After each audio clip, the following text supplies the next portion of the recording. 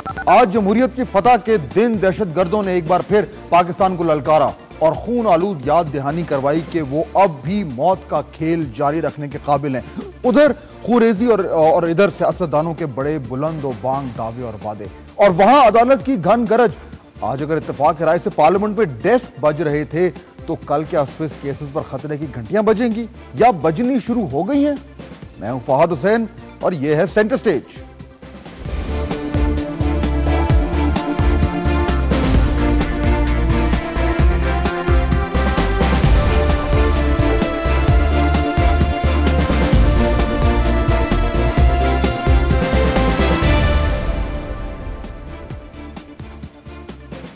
आज के दिन बहुत कुछ हुआ, कुछ अफसोसनाक वाक़ये, लेकिन एक अच्छी खबर भी कि इत्तफाक राय के से अब 18वीं तरमीम जो है वो पास होने को जा रही है। लेकिन उसके साथ साथ जब सदर ने जो खिताब किया उस पर उनके खिलाफ नारेबाजी तो नहीं हुई, लेकिन अदालत में सूरत हाल तो तशवीशनाक होती जा रही है। जानेंगे आज के प्रोग्राम में कि आज के दिन के जो वाक़यात और हालात वाक़यात हैं उनका क्या मतलब है और आने वाले दिनों में क्या होगा। हमें ज्वाइन करेंगे इस्लामाबाद से जनाब सरदार अयाज सादिक साहब, MNA हैं, PMLN से उनका ताल्लुक है। पेशावर से हमारे साथ मौजूद हैं जनाब बशीर बिलोर साहब, सीनियर मिनिस्टर हैं खैबर पख्तूनख्वा से, और इस्लामाबाद से हमें पीपल्स पार्टी के एक नुमाइंदे चंद ही लम्हों में ज्वाइन करने वाले हैं। वसीम सज्जाद साहब कायदे हिज़्ब इख्तिलाफ हैं, सेनेट में PMLQ से उनका ताल्लुक है, वो भी हमें ज्वाइन करेंगे। बहुत शुक्रिया आप सारों का। अयाज सादिक साहब, बात आपसे शुरू करता हूँ। मुझे पहले तो ये बताइए कि अफाम और तफहीम से ये मामला जो है ये आगे बढ़ रहा है,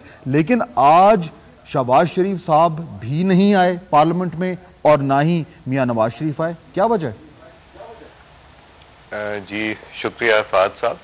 मेरा ख्याल है कि नवाज शरीफ साहब का आने का ये एक नॉर्मल रूटीन प्रेसिडेंशियल एड्रेस है। जो पहला जब पार्लियामेंट शुरू हो रहा था तब मियां नवाज शरीफ साहब इनाग्रेशन उसमें आए थे प्रेसिडेंशियल एड्रेस में। उसके बाद तो अब इट्स अ रूटीन मैटर और वो हर दफा तो नहीं आएंगे नेचुरली, और बाकी कई पार्टी लीडर्स जो नहीं है पार्लियामेंट में वो नहीं।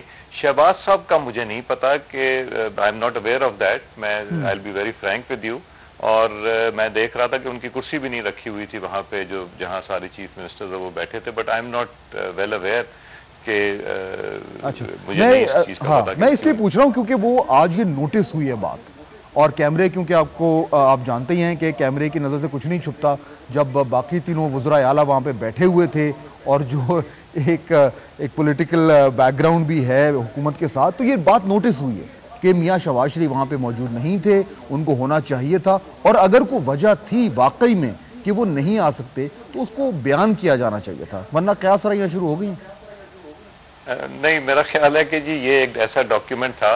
प्रेसिडेंशियल एड्रेस तो ठीक है ये साल में होता है, बट ये 18th अमेंडमेंट का जो डॉक्यूमेंट जिसकी आप बात कर रहे हैं कि अफाम और तफहीम से हुआ ही है, ये इसमें तो सब पार्टियां आप जानती हैं कि हिस्सेदार थी। इनमें सब पार्टीज का इनपुट था और मुस्लिम लीग नून का एक दो इश्यूज के ऊपर स्टैंड भी था, डिसेंट नोट भी है जो कि हम लोगों ने पार्टिसिपेट किया बाकी जमातों की तरह।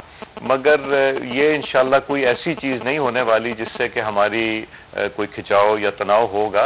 ये कोई वजह जरूर हो गई होगी, और वो मेरा ख्याल है बेहतर है कि अगर उन्हीं की तरफ से या उनके स्पोक्समैन की तरफ से इसका जो भी वजह है वो आप मतलब ये अच्छी बात है कि आपने ऑनेस्टली कह दिया कि मुझे वाकई नहीं मालूम, नहीं तो बहुत लोग जो है वो फिर बातें गढ़ना शुरू हो जाते हैं और बाद में उल्टी उनकी गले पड़ती हैं। So that's good of you. लेकिन ये कि एक्सप्लेनेशन आ जानी चाहिए। कहते हैं ना कि जी एक झूठ के लिए इंसान को 100 झूठ बोलने पड़ते हैं। जिस चीज का मुझे इल्म नहीं तो वो मेरे लिए बेहतर यही था कि मैं उस चीज पे कमेंट ना करूं। बट उम्मीद हम ये करते हैं कि एक्सप्लेनेशन आ जाए जो भी है, क्योंकि अब ये मीडिया में बात गर्दिश करना शुरू हो गई है और खामखा इसका एक इशू बन सकता है। बशीर बिलोर साहब हमारे साथ मौजूद है। बशीर साहब, एक तो सबसे पहले जो आज अफसोसनाक वाकया हुआ, बल्कि 2 वाकये हुए, पेशावर में हुआ, उसके बाद दीर में हुआ, और वहाँ पे तो बल्कि आपकी पार्टी का जो एक रैली थी और उसके अंदर आके उसने अपने आप को धमाके सुड़ाए। मुझे ये बताइए कि ये दोनों वाकये काबिल मज़म्मत हैं हर तरीके से, लेकिन जो दीर में हुआ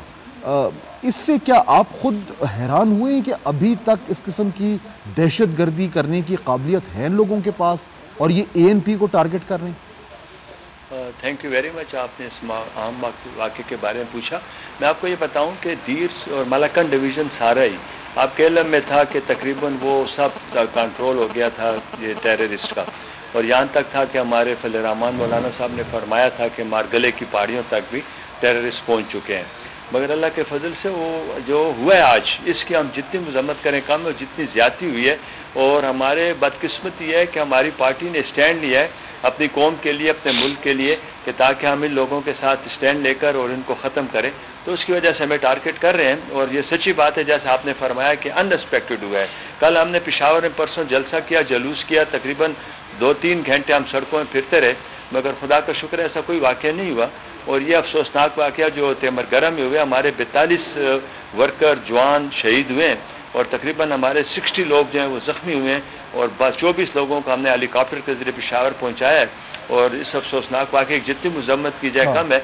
और फिर आपसे ज़रा सा एक गिला है, आप ये अपने जो हमारे ये चैनल्स हैं जितने भी हैं, हमारे उस इलाके को इतनी अहमियत नहीं दी जा रही जितना मलक शुएब मलक और सानिया मिर्ज़ा की शादी को दी जा रही है। और शादी तो सारी दुनिया होती है, जो शहीद हो गए उनको आपने इंपॉर्टेंस नहीं दी। तमाम चैनल्स ने ये मैं सारा तमाम इलेक्ट्रॉनिक चैनल से गिला है कि खुदा के लिए उनको ज़्यादा अहमियत दें, जो लोग जिनके बच्चे मरे हैं, जो जवान मरे हैं, और उनको आपने उनको अहमियत दी है और इनको नहीं दी है। ठीक है, नहीं आपका गिला बिल्कुल नोट हो गया। मैं इस पे वापस आता हूँ, लेकिन वसीम सज्जाद साहब भी हमारे साथ मौजूद हैं। मैं वापस आज की तकरीर है उस पर आना चाहूँ।